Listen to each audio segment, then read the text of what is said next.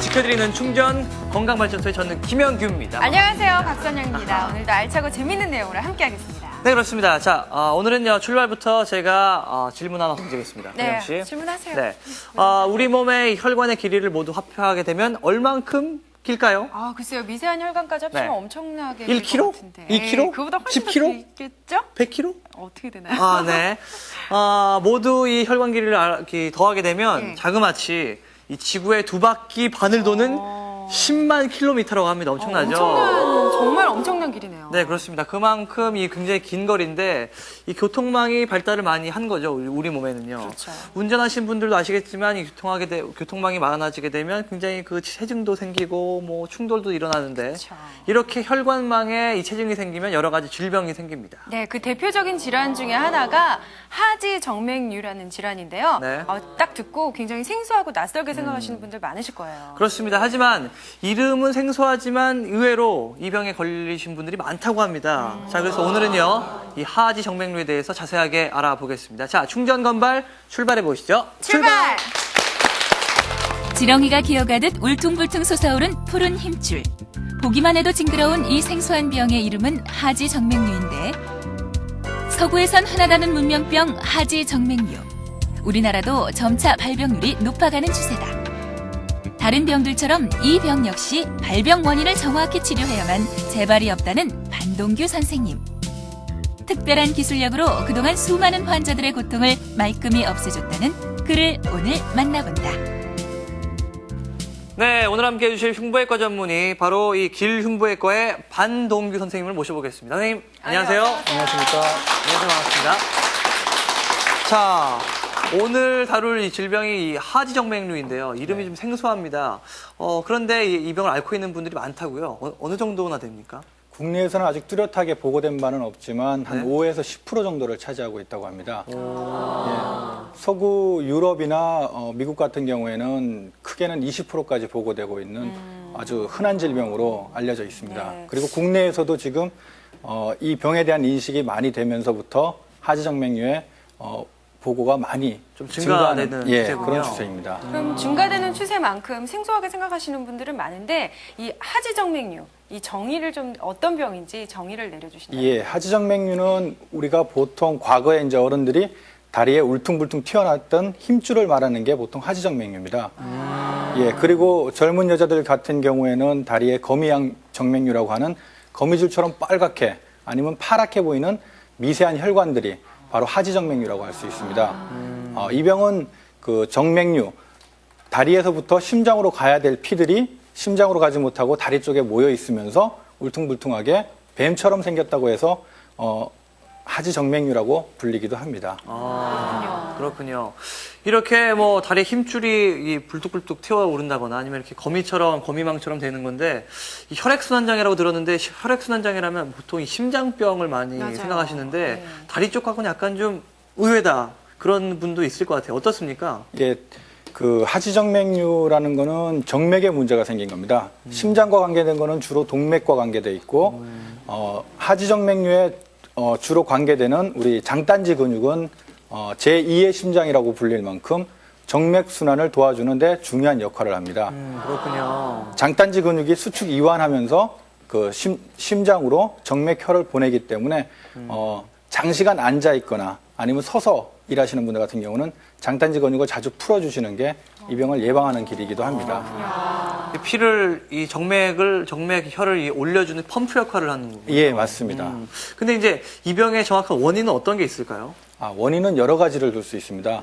모든 질병이 그렇듯이 한 가지 원인만으로서 질병이 생기는 것이 아니라 그렇죠. 유전적인 요인도 들 수 있고 아니면 여성 같은 경우에는 임신과 관계된 정맥류가 많이 보고되고 있으며 또한 여성 호르몬에 의해서 혈관이 확장되면서도 많이 생긴다고 합니다. 또 하지에 외상을 입었다든지 네. 아니면 여자들 같은 경우 꽉 끼는 옷, 꽉 끼는 옷. 예, 아니면 체중이 갑자기 분다든지 네. 예. 아니면 여자분 같은 경우는 또 변비가 많지 않습니까? 그렇죠. 많으시죠. 예, 그런 분 같은 경우 아니면 갑자기 하체가 약하다고 생각해서 웨이트 트레이닝이나 헬스라 이런 심한 운동을 했을 때 갑자기 더 심해지는 경우가 많습니다. 무리한 운동도 별로 좋지가 않군요. 그렇군요. 예. 자, 이 두 다리가 건강해야 되는데 이 그렇죠. 건강하지 못해서 그 겪는 속상함은 누구나 한 번쯤은 경험해 보셨을 거예요. 맞습니다, 그래서 맞습니다. 이 다리에 대해서 어떤 고민들을 하고 계신지 거리에 나와서 직접 들어봤습니다. 함께 보시죠. 저는요 상체보다 하체가 되게 가는 편이거든요. 그래서 오래 서 있거나 걸어 다니면 다리의 피로를 빨리 느꼈어요. 평상시에는 잘 모르겠는데요. 많이 걷거나 등산 같은 거 하면 다리가 붓고 많이 아프거든요.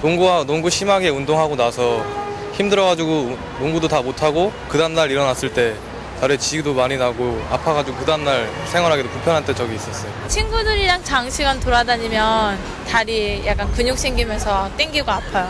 친구들이랑 아이쇼핑이나 이렇게 어디 많이 걸어 다니거나 어디 놀러 갔을 때 다리가 심하게 많이 부어가지고요. 이틀은 거의 고생 많이 하거든요.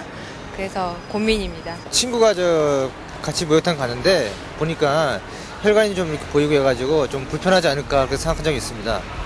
네, 잘 들어봤습니다. 보통 뭐 다리가 무겁게 느껴진다거나 뭐 쥐가 잘 나거나 쉽게 피로해지는 건 보통 사람들 느끼는 그렇죠. 그런 흔히 일반적인 느끼는 증상들인데 이런 것이 이 하지정맥류하고 관계가 있습니까? 어떻습니까? 예, 하지정맥류에 나타나는 증상들과 지금 많이 유사한 증상들이 많이 나타나고 있습니다. 하지만 그것이 꼭 하지정맥류라고 진단을 내리기는 힘듭니다.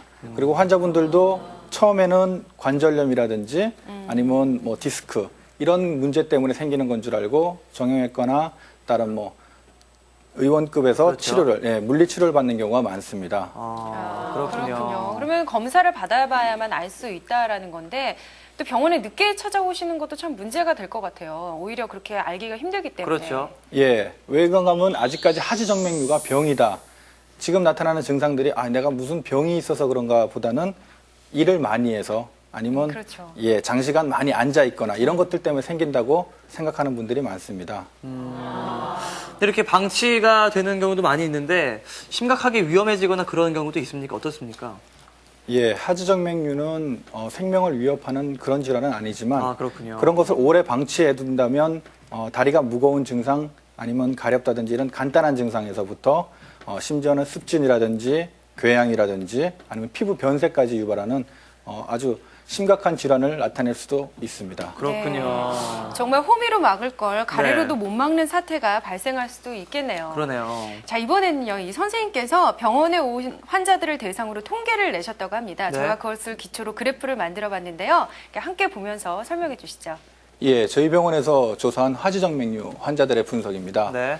남자분이 한 40대 이상이 훨씬 많았고 네. 여자분들도 40대 이상의 주부들이 굉장히 많았습니다. 예, 그 다음에 직업군에 따라서 환자분을 나누어 보았습니다. 서서 일하는 분, 그 다음에 장시간 앉아서 일하시는 분들, 그 다음에 특별한 직업이 없이 가정주부들 이렇게 해서 직업군을 나눠 보았는데 그 중에 가장 많은 여성분들인 경우에는 네. 가정주부가 가장 많았으며 그렇군요. 예. 그 다음에 젊은 분들에서는 앉아서 일하는 장시간 앉아서 일하는 분들도 지금 많이 증가하는 추세로 나타나 있습니다. 그렇군요. 여기 나이별에 따른 직업군을 확인해 본 겁니다. 남자에 있어서 앉아서 사무실에서 일하시는 분들이 젊은 층인 경우 20대와 30대인 경우에 점점 증가하는 추세를 보이고 있었습니다. 예, 여성인 경우도 마찬가지였습니다.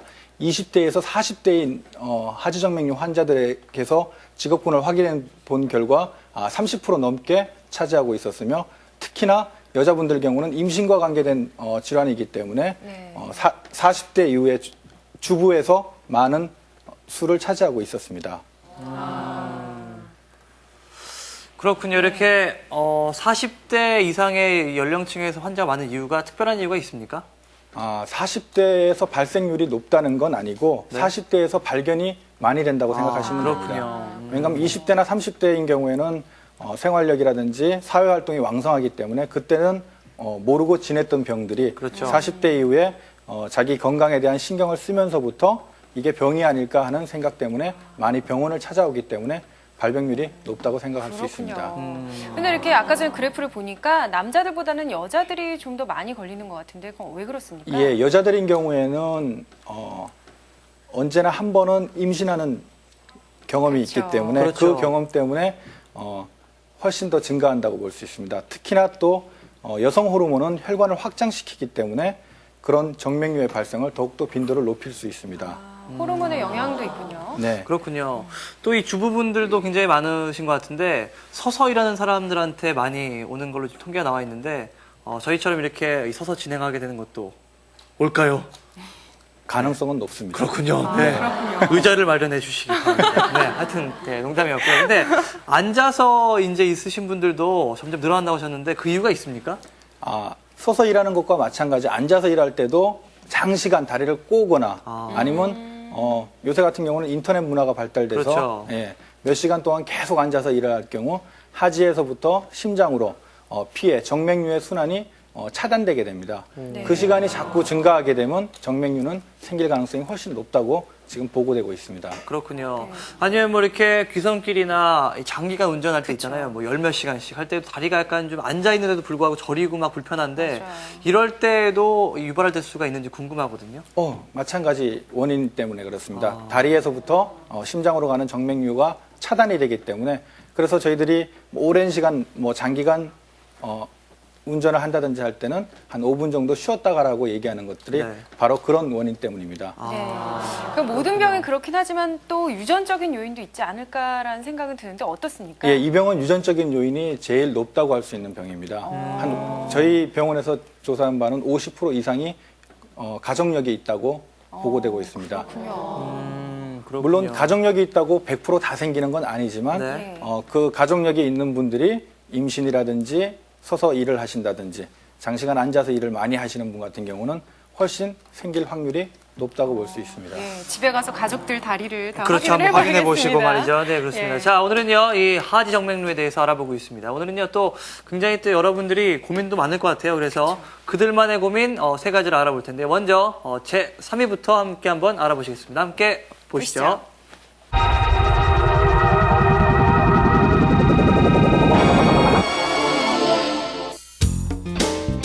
조금만 앉아 있어도 다리에 쥐가 나기 일쑤이고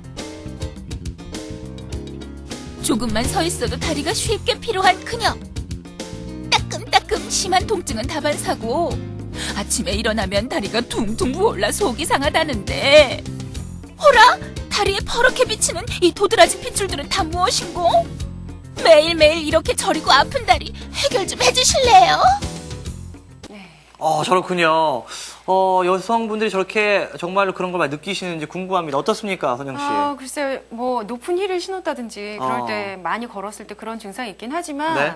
아무래도 저렇게까지 심할 정도면은 하지 정맥류의 초기 증상으로 볼 수가 있겠네요. 예, 맞습니다. 초기 증상으로는 다리가 무겁다든지 네. 아니면 쉽게 피곤하다든지 여성분들 같은 경우는 일을 끝내고 집에 갔을 때 다리가 많이 부어 있는다든지 아니면 야간에도 경련으로 쥐가 난다고 말이 표현을 하는데 그런 것들 때문에 잠을 깬다든지 하는 초기 증상들이 있습니다. 저도 그런 적이 있는데 걱정되네요. 그렇습니까?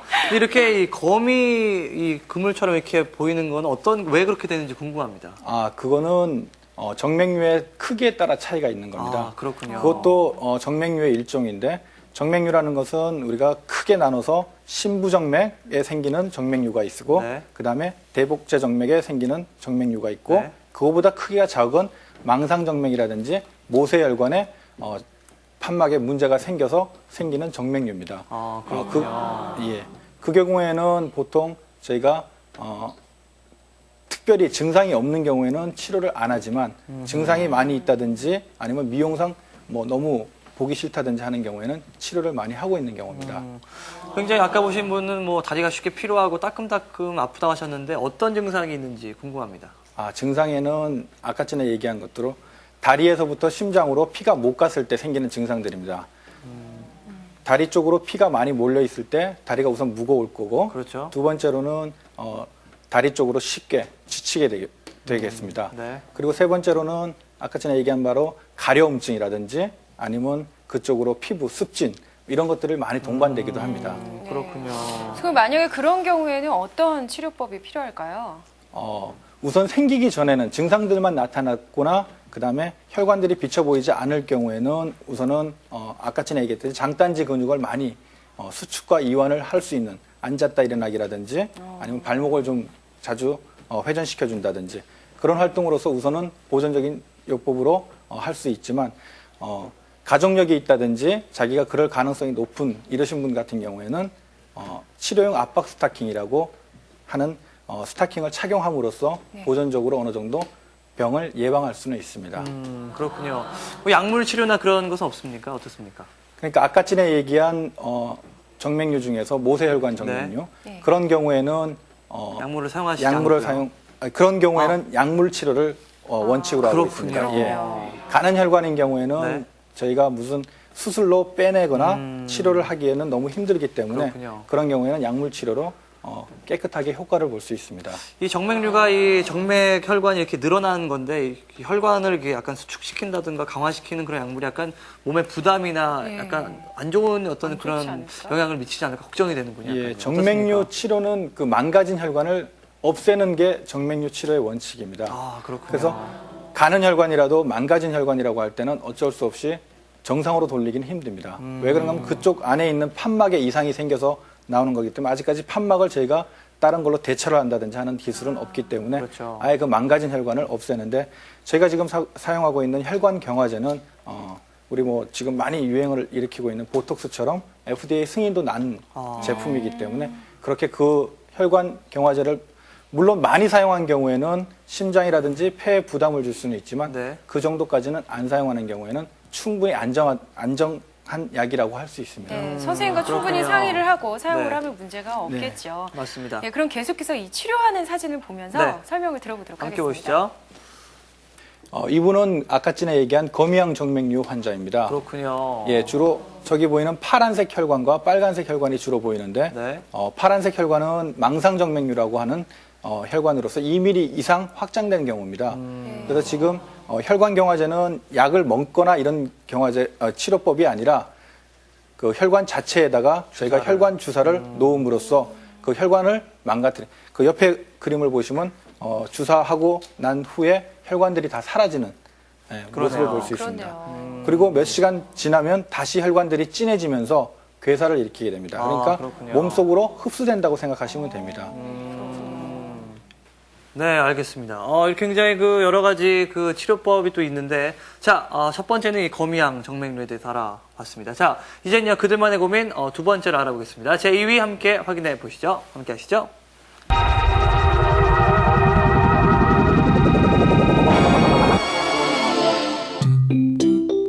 피부병에 좋다는 연고란 연고는 다 발라봤지만 별 차도가 없고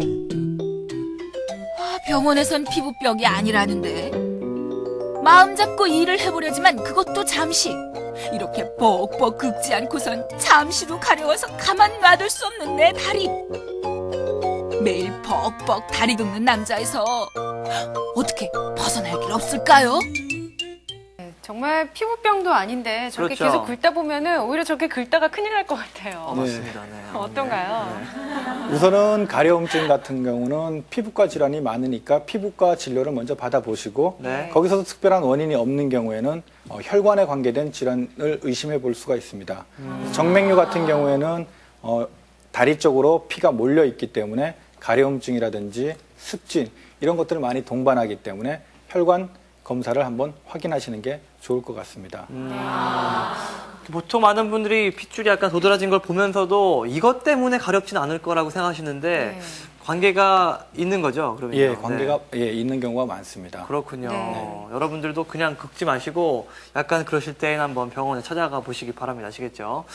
자, 근데 제가 볼 때에도 굉장히 그 여러 가지 아까 그 정맥류 중에서 이 대복제 정맥류라는 얘기는 어떤 그 정맥류인지 설명 좀 해주시죠. 예, 다리에서 심장으로 올라가는 더러운 피를 운반하는 길 중에는 심부정맥과 대복제정맥, 소복제정맥, 그리고 크기가 작은 망상정맥, 그다음에 모세혈관 이렇게 나눌 수 있습니다. 크기에 따라서 네. 그러니까 심부정맥이라고 하는 혈관은 다리 가운데 아주 깊은 데 있다고 해서 심부정맥인데 네. 그거는 고속도로로 생각하시면 됩니다. 그렇군요. 다리에서부터 심장으로 정맥류의 혈액의 한 90% 이상을 이쪽으로 운반되고 나머지 표재성 정맥이라고 하는 대복제 정맥이나 소복제 정맥 여기는 한 10% 미만, 거의 기능을 하지 않는 국도라고 생각하시면 됩니다. 그렇군요. 예. 그리고 망상정맥이라든지 모세혈관에 의해서 생기는 거미양정맥류 같은 경우는 아주 거의 피부에만 존재하는 아주 국한적으로 존재하는 아주 가는 혈관이라고 생각하시면 됩니다. 골목길이군요. 예, 골목길이라고 생각하시면 그러면 그 됩니다. 각각의 혈관들이 문제가 생겼을 때 치료법도 각각 다른가요? 예. 어떤가요? 궁금하네요. 그러니까 표재성 정맥이 망가졌을 때, 판막에 이상이 생겼을 때 저희가 얘기하는 하지정맥류라고 보통 얘기를 합니다. 아, 그렇군요. 예, 울퉁불퉁하게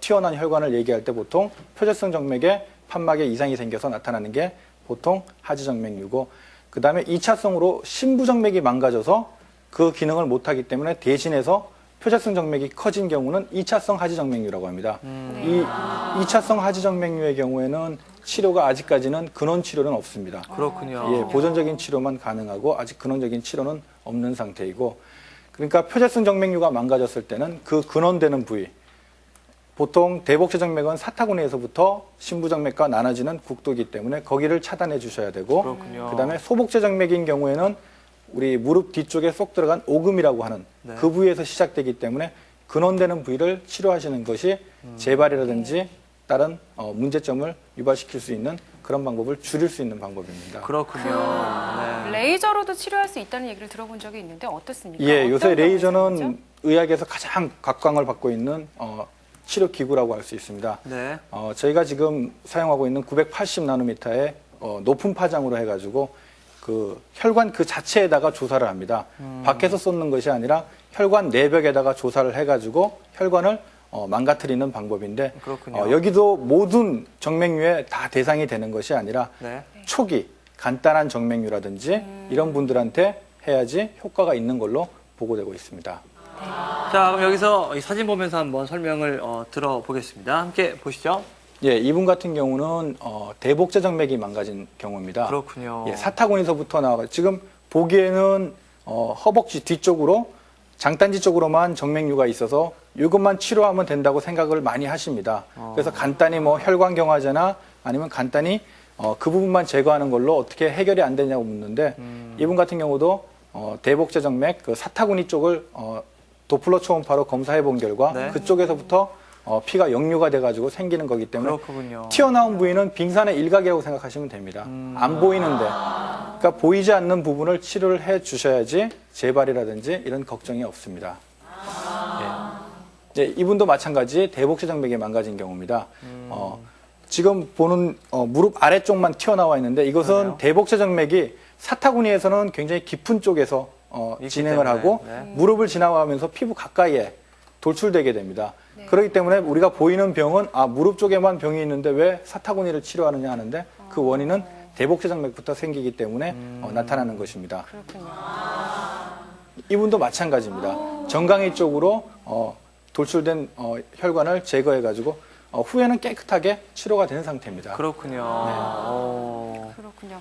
네, 이 대복제 정맥류로 일어나는 문제들에 대해서 이렇게 치료법을 살펴봤었는데요. 네. 자, 그 하지 정맥류 이 전체적으로 봤을 때 가장 많이 고민하는 것은 어떤 것이 있는지 그들만의 고민 베스트 1위를 보겠습니다. 함께 보시죠.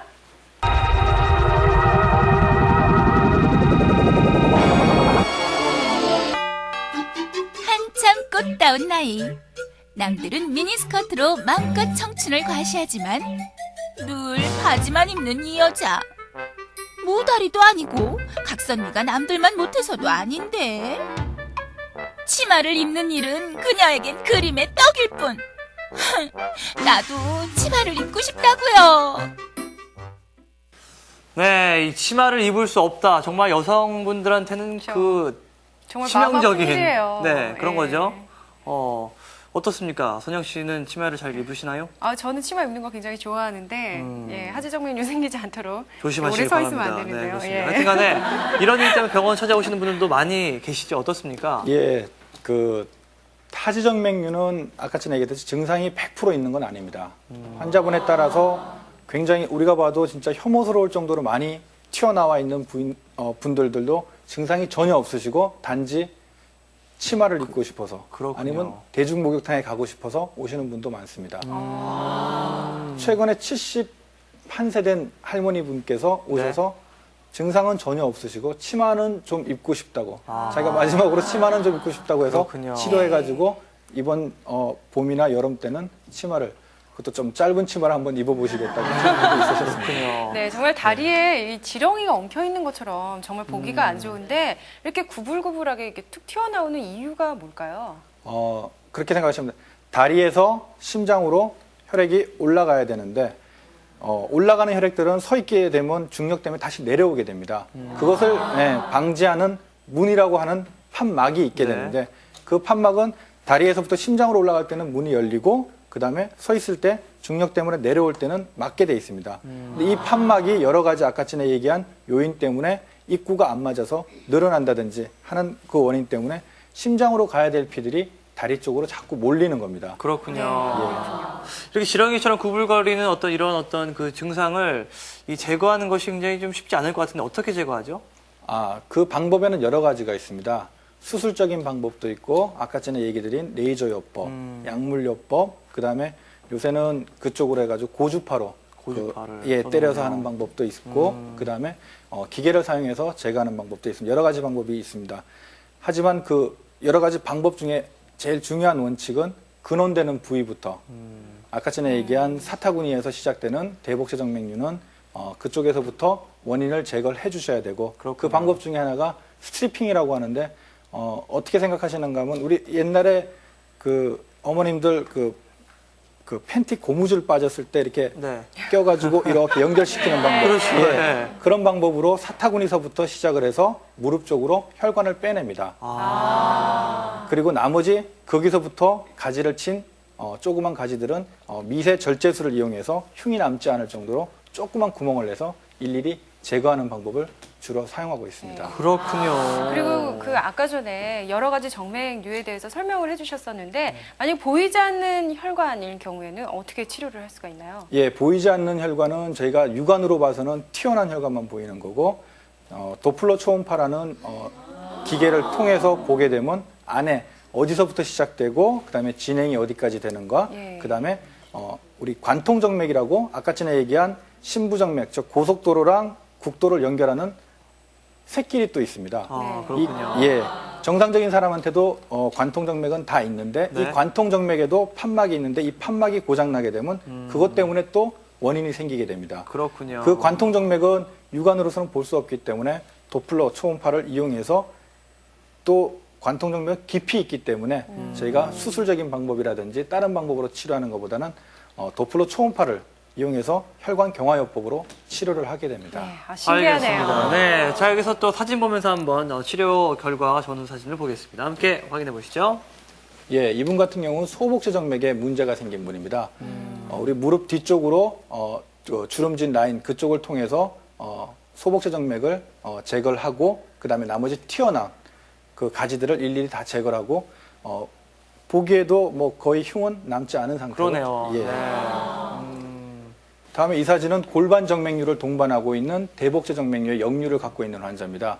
이분 같은 경우는 보기에도 굉장히 심할 뿐더러 이분 같은 경우도 마찬가지로 목욕탕에도 못 가서 그렇군요. 다른 증상이 있어서 찾아오신 게 아니라 그것 때문에 찾아오셨거든요.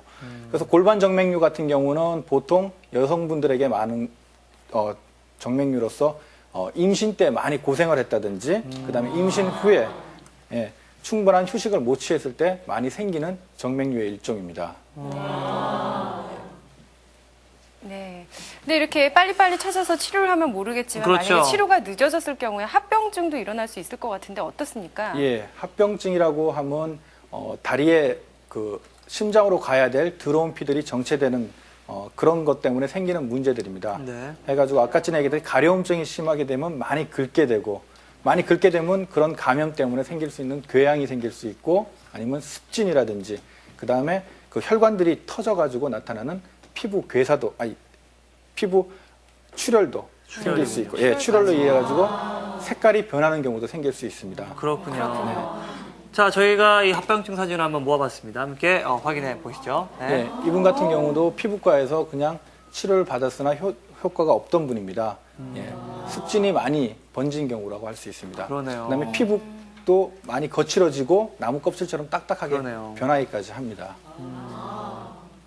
네, 이분 같은 경우도 바로 위쪽 발목 위쪽으로 해서 정맥류가 있으신 분으로서 저기 압력 때문에 발 안쪽으로 해가지고 피부 색깔이 변하는 그렇군요. 색소 침착이 동반된 경우입니다. 네, 이분 같은 경우는 정맥류에서 제일 심한 경우로서 치료되지 않는 궤양을 동반한 경우입니다. 그렇군요. 위에 있는 정맥류 이분 같은 경우는 62세 된 경비원직을 하시는 분입니다. 이분 같은 경우는 특별한 증상이 없으시다가 그 궤양 때문에 피부과 치료를 계속 받았으나 정맥류 치료를 하지 않고서는 낫지 않는다는 얘기를 듣고 저희 병원에 찾으신 분입니다. 정맥류 치료를 하고 나서는 저 궤양이 그냥 자연적으로 사라졌군요. 아물게 됩니다. 그렇군요.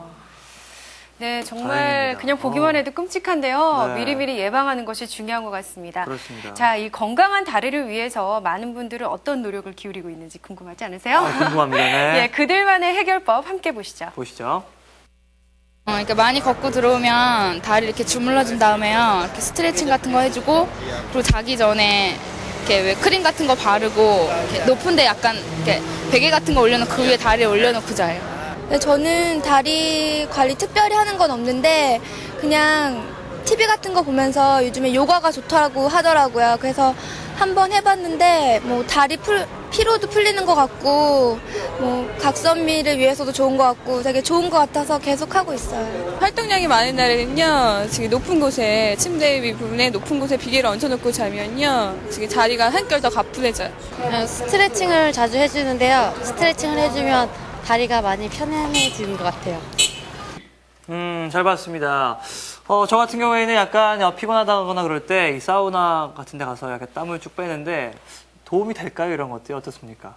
네, 물론 일반적으로 사우나 같은 데 가서 땀을 빼고 나면 가뿐해지고 네, 그런 그렇죠. 느낌 때문에 훨씬 네. 좋다고 하는데 정맥류 환자들에게 있어서는 뜨거운 곳에 노출되는 것은 그렇게 좋지는 않습니다. 안 좋군요. 예, 왜냐하면 혈관이 확장되기 때문에 정맥류가 더 심해질 수가 있고 그럴 수 있습니다. 네. 주의하셔야 되겠네요. 그렇군요. 네. 그 하지정맥류를 예방하는 방법을 좀 알고 싶거든요. 예방하는 방법은 아까 전에 얘기했던 장단지 근육을 많이 활용하는 방법이 제일 좋습니다.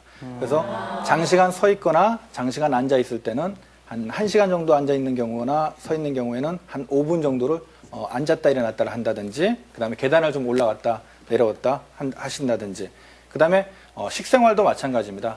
혈관에 별로 좋지 않은 짜고 매운 음식들은 피하시는 게 좋고 특히나 여성분들은 꽉 끼는 옷 피하시는 게 좋습니다. 그렇군요. 예, 다른 뭐 체중 증가 있을 때는 좀 빼시는 게 좋고 그다음에 변비나 이런 것도 바로 치료하시는 게 좋고 그다음에 특히나 여성분들인 경우에는 가족력이 있으시다든지 아니면 자기가 직장으로 오래 서서 일을 하신다는 분 같은 경우에는 예방적으로 임신한 후에는 바로 치료용 압박 스타킹을 착용하시는 것이 좋을 것 같습니다. 네. 알겠습니다. 네, 여러 가지를 알아봤는데 네. 이제 그 수술 방법이 정말 궁금하거든요. 궁금한데요. 저희가 병원에 가서 담아봤습니다. 함께 보시죠. 심한 하지 정맥류로 그동안 치마를 입어보지 못했다는 30대 주부. 오랜 고민 끝에 그녀는 병원을 찾았다.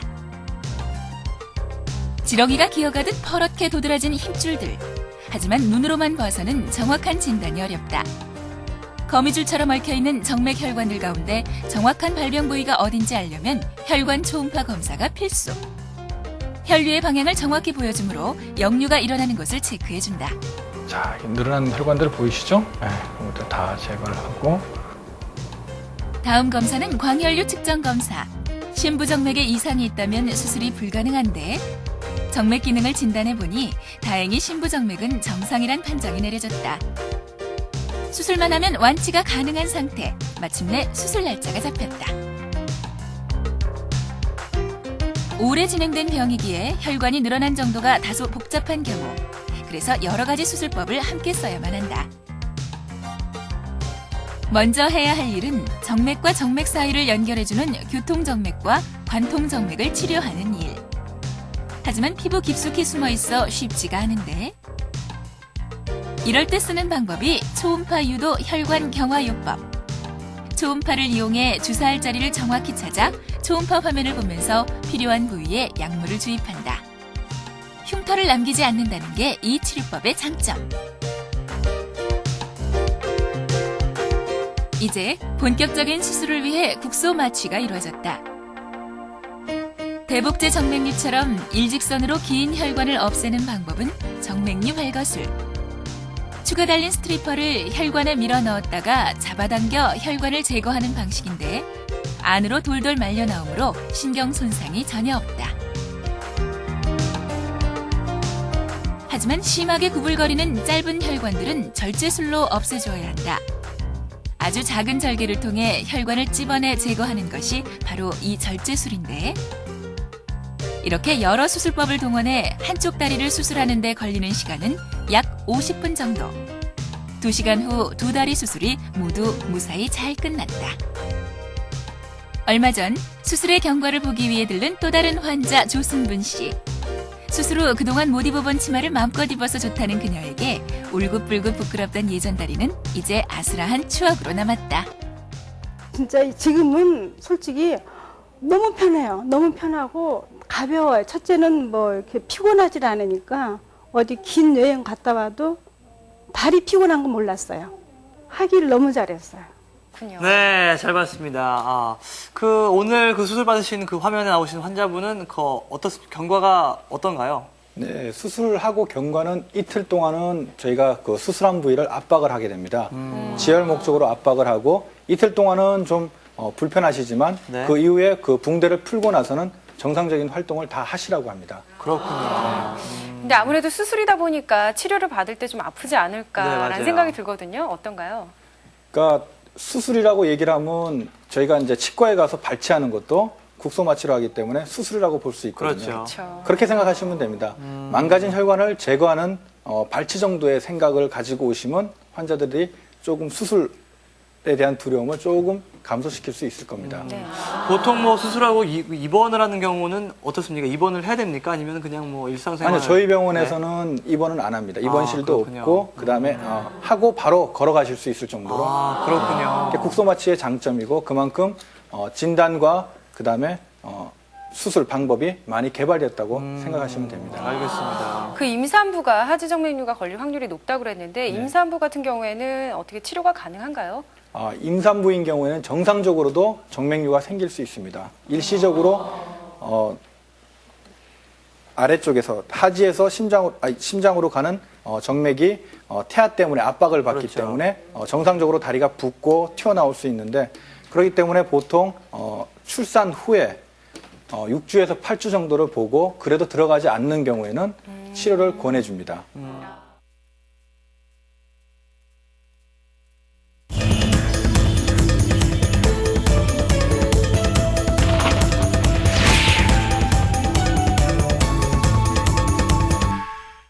자, 이번에는 우리가 잘못 알고 있는 의학 상식을 제대로 바로잡아보는 시간이죠. 그렇죠.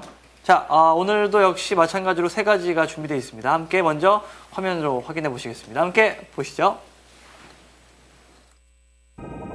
하지 정맥류 수술은 재발도 잘 되고 상처도 많이 남는다. 혈관을 없애면 큰일 난다. 하지 정맥류는 운동하면 좋아진다.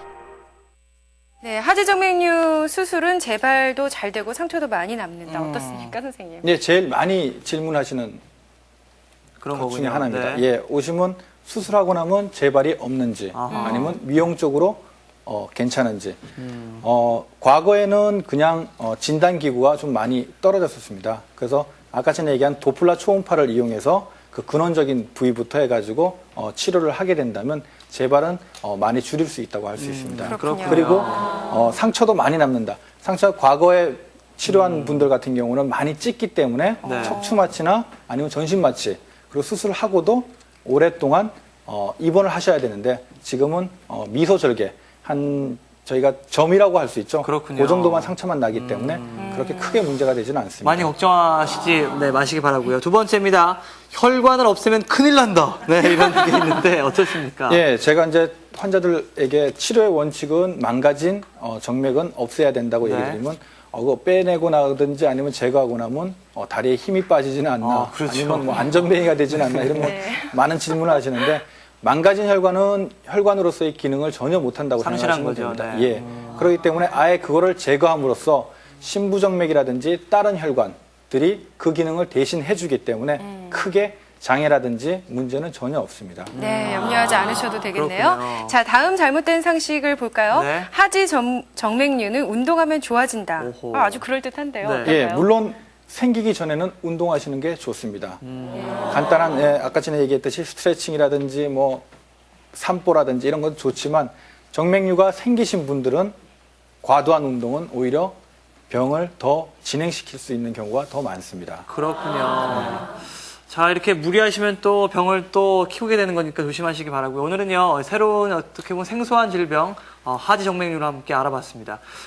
이 아름다운 다리를 위해서 환자분들께 마지막으로 당부 말씀 부탁드리겠습니다.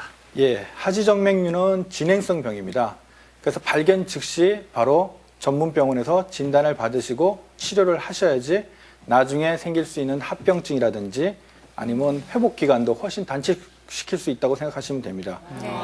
특히나 가족력이라든지 아니면 직업력상 생길 가능성이 높으신 분들은 그 예방법, 치료용 압박 스타킹을 착용하신다든지 아니면 간단한 제가 얘기 드린 운동을 해주심으로써 예방을 하시는 것이 훨씬 도움이 될 거라고 생각합니다. 알겠습니다. 좋은 말씀 네. 주셔서 감사합니다. 네, 오늘 함께하신 길흉부외과의 반동규 선생님이셨습니다. 감사합니다.